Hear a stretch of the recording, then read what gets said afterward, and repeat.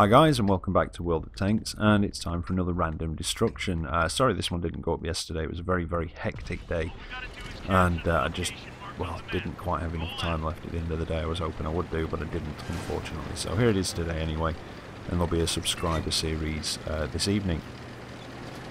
Right, so to start us off, I'm in my M103 Tier 9 American Heavy. I've not really, I don't think I've shown any footage of this apart from in a subscriber series, or I may have shown one, maybe, I don't know. But anyway, I've got the M103. I've not got it fully upgraded yet. I've got the first upgrade package, I think it is, with the first of the 120mm guns, but I've still got the stock turret. I think the armour profile may change slightly on the upgraded one, or the commander's hatch isn't quite as big, I can't quite remember, but anyway. Regardless of that, I've not got it, so it doesn't matter. And like I say, I've got the first of the 120mm guns, which has got slightly lower pen, but it's still definitely workable. And it is technically a tier 10 match, but only by one on each team. I think we have a Gorilla 15, and I can't quite remember what I saw on the enemy team. E100 I think it was. But apart from that, there's a few tier 9s and the rest sort of tier 8s. Now, with it being an encounter, and it did seem to look originally that, you know, a fair amount of the team were heading over towards the cap area at the back, so I decided to come across this way and use my gun depression up here and try and put shots in, hopefully without taking any damage in return. And so far, I've managed to get a couple of hits in. The Tiger's bounced, but I think I'm going to have to be careful because there's a Leopard PTA across there. There's a Tiger 2 in front. There's now a T30 that's just popped up across there. I don't want to take a hit from the T30. There's the Leopard PTA, he's making a run for it, and I just managed to get another hit on him. I don't know if the Tiger 2 was trying to get me to go out, but I am not going to go out there in front of a T30, a Leopard PTA, and a Tiger 2. I mean, I know I'm a tier 9, and Tiger 2 is a tier 8, but it's the fact that he has friends. In the form of the T30 and the Leopard PTA. And there's another Tiger 2 that's popped up across there, and I would imagine he could probably get shots at me if I did go forward. So I'm going to wait here. I'm going to put damage at whatever I can, and that was lucky. That went slightly off where I was aiming, which is fortunate because it hit him. If it had gone where I was aiming, it wouldn't have done. And I managed to get another hit as he pulls back. If I can get rid of him, maybe start working on the T30 or the Leopard PTA again. And that one just missed. But it's I need to get rid of him because basically I don't want to have tanks shooting at me from 3 different angles, because you can't. Oh, Leopard PTA just killed my driver. Yeah, you can't block, or you can't sort of angle against 3 different directions, unfortunately. It'd be nice if you could. And Leopard PTA is just taking my tracks off. I'm not going to use my repair kit. There's the E100, but luckily he bounced. Mind you, if he's using the 152mm gun, the standard ammunition doesn't have very good pen on it. But if he's using that, he could be firing heat. Get a good hit onto the Leopard PTA. T30 is down, so that's fairly safe. I do try and go for the ram on the PTA, but oh yeah, just, well, sort of underestimate his speed and underestimate my turn as well, or overestimate it, should I say. But I've ended up down here against the IS-3. I was fairly confident he wouldn't be able to hit my hull, but he's done. And now I can put shots into the side of this STI and try and help the guys that were just over to my right now. Oh, if I can't turn, I'm probably going to take a hit here. Oh, can I take him down before he hits me? No. I did take a hit, but hang on, did he pen? I didn't notice him penning, but he did kill my driver, so I'm not entirely sure what happened there. I didn't think I lost any health from that one. But that's now secured this bottom end of the map and that bit there. So, not entirely intentional to go down there and take out the IS-3 and the STI. I would have done, I would have done once that PTA was done with, but it was a happy coincidence that I ended up there and was able to just help out a bit. And now, if I can get rid of this, or well, if we can get rid of this E100, I'm going to pull back, I'm going to load up a heat, and see if I can get rid of this guy, because from this angle hitting the weak spot on the top is going to be difficult. But moot point now because he's dead.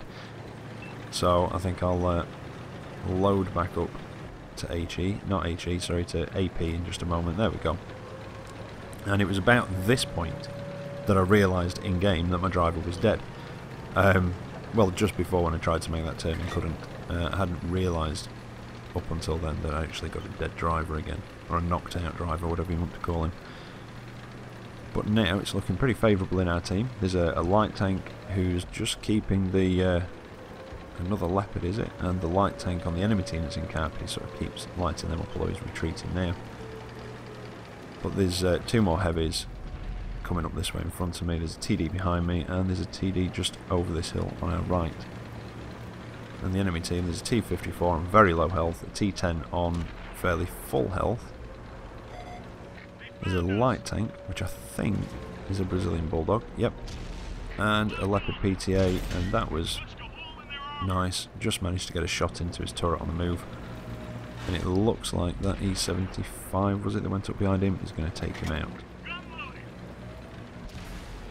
Yep, and the other medium's gone, so that means the T-54's gone as well. So now it's just the T-10 and the light tank in cap. Now there's a TD and our light tank going for the Brazilian Bulldog. In fact, he's just been taken care of, so I'm going to continue around to the T-10, which is where I was going initially anyway. I thought they'd be able to take him out in cap, and I'll go and try and take out this T-10, which shouldn't be too much of a problem. I've got the high ground, and at this range the frontal armour, especially when I'm slightly above him, is not going to hold up. And one more through the front should do it. There we go. You know, it's very, very tough sort of frontal armour at range, and, you know, directly in front, but any sort of elevation and at close range, it really does lose its effectiveness at the front of a T-10, especially against other tier for tier heavies. But anyway, that's the best game that I've had in my M103 so far. Quite looking forward to getting it upgraded. If I hadn't have had a dead driver, maybe could have got a bit more done, but I'm happy with that result anyway. Just over 5,000 damage, decent amount blocked as well, and 3 kills and a high caliber. So yeah, quite happy with that, and I'm enjoying the M103. I'm looking forward to having hopefully many more good games in it, and see if I can beat the 5,000. I think my highest damage on anything so far is just over 6,000, and that was on a that was on the Conqueror, actually, on Pacific Island Typhoon. That was quite a decent match. Anyway, second one for you now. Again, T-44. I know I've shown this a few times recently, but I would like to get up to the T-54. I think I mentioned before. In the Russian tech tree, I've hovered around tier 8, sort of tier 7 and 8 for a long time in the medium, sort of. Got up to the T-54 lightweight, fell out of love with light tanks because of just things were happening at the time. Not going to go into it, you know, with Suez scouts on enemies, you know, that sort of shit. Ended up going, I think, T-43, and the one before this one really didn't like that tank. Ended up going the other way through the alternate line up towards the Object 430, and again just got quite annoyed with one. Came back this way, got through the T-43 into the T-44. So, like I say, been hovering around here for a while, and it's not that I love this tank, you know, it's not that I want to get out of it because I don't like it. I love it, and I think I'm actually going to keep it. I just find it a fantastically fun little medium tank, and but I'm looking forward to getting the T-54. And I was thinking about this yesterday and actually looked into it about the T-44 because I really do enjoy it. I think it's, you know, it's got a good mix of armour, manoeuvrability, and but I was thinking about the gun, and you know, it does 250 damage, which is about average for a tier 8 medium, slightly higher than some. There is the odd one higher than that, I think, but not many, especially in the tech tree as well, you know, tier 8 mediums. The only one I can think of is the other Russian tier 8 medium, it's about 300, I think. But anyway, I keep on going off on tangents. But anyway, back to the gun with this. And I was thinking about it because the gun on this has actually got the second lowest penetration out of all the tier 8 mediums that are in the tech tree. I couldn't see any others, and I can't think of any tier 8 medium premiums. Oh no, I can. Yeah, the freedom. Anyway, well, that doesn't see up to tier 10, but you know, out of premiums that don't get preferential matchmaking, and out of the tech tree tier 8 mediums, this has got the second lowest pen of the lot, 183. The only one lower is the Chinese T34-2 with 181, I think it is. And then after this, it's the Pershing at 190, and then most of the others are around 203 to 212, 219 on the odd one. So yeah, pen-wise, the gun is, like I say, second lowest, but it just performs really quite well. I don't think I fire a single premium round in this, and I take down this 4502B just by sniping his commander's hatch and just working this corner. Now this one is a tier 9 match as well. Well, as you can probably guess, because there's a 4502B in here. And do you know, it's been a while since I've started at the northern end on Erlenberg. I can't remember the last time I started at the northern end actually, so I've not been onto this corner for a while. It's not got the best gun depression this, but it's enough to work this bit. I managed to take down the 4502B. Now just before that, when he was first peeking out from that rock, I don't know if you noticed, I didn't have time to get the shot off, but where I was aiming on the front, it went purple or blue or whatever colour it is that I've got for penning. Now, I don't ever remember that being there, and a couple of updates ago, I was checking the armour profile on the 4502B again and noticed it, and there's a, I don't know if it's a viewport or what, it kind of looks a bit like a small viewport on the front, but it seems to be a weak spot, so I do keep an eye out for that. It's, as you're looking at it, it's to the right. Now, I took my opportunity there to get up and out of that corner. I just felt like I needed to manoeuvre around because most of us were on that side and the enemy tanks are pushing over from this side. So I thought if I can get round behind them and get into their flanks, then as soon as I start shooting at them, the other guys can push up while I distract them. And when I came around, there was the Tiger. The Panther was making a run for it, or the Panther 88 was it?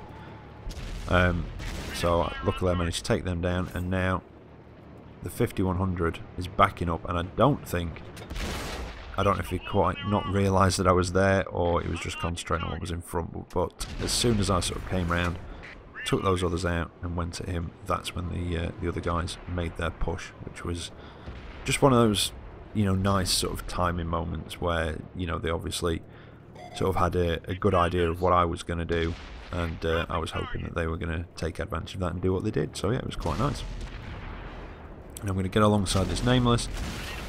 Just managed to put the shot in, but not quite in time to save that guy, unfortunately. I felt a bit bad about that, but I just wanted to make sure that I did pen him. And now we've got a decent lead, and I'm going to use my speed to get down here and try and have a go at this Ferdinand. I've got a good idea that he's going to be facing the other way. In fact, yeah, it's just taken a chunk out of one of our heavy tanks over there. But I've just been spotted. I don't know if it was possibly the Ferdinand just through the gaps in the buildings, but he's not turned round.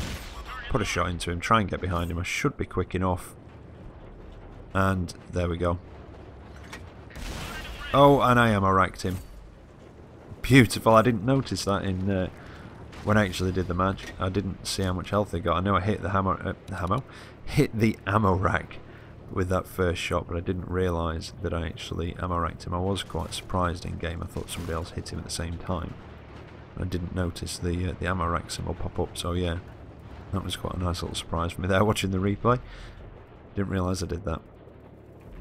And now the enemy team are just down to a Leopard PDA. Oh, I can't talk now. PTA. Can I get a shot? There we go. And there's a Rheinmetall Borsig down the other side, but we've got two heavy tanks and a TD that had moved down there and taken him out. And that was the Leopard for the game. I really do enjoy the T44. So really happy with that one. I've not got far to get out of this now, probably less than 30,000, maybe about 25-ish, something like that. But yeah, very happy with that one. Came out of it with an ace tanker, top gun. A bit more on my mark of excellence, just over 4,200 damage done, and 1,100 assisted. So really happy with the daily double as well, and it's always nice to come top when you're not top tier. There you go anyway, I hope you've enjoyed that episode. I hope you all had a good weekend as well, and I'll be back this evening with that subscriber series that I've been saying I'm going to be doing for about a week. So until then, take care out there, and I'll catch you next time. See you later.